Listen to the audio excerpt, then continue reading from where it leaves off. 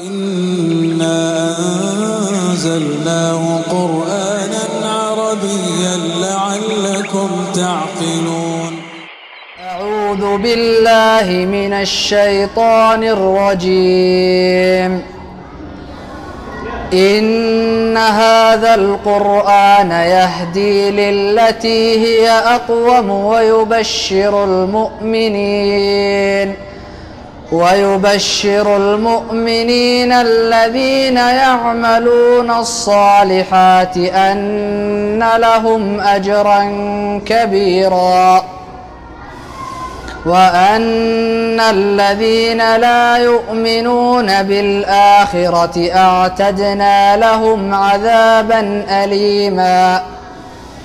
ويدعو الإنسان بالشر دعاءه بالخير وكان الإنسان عجولا.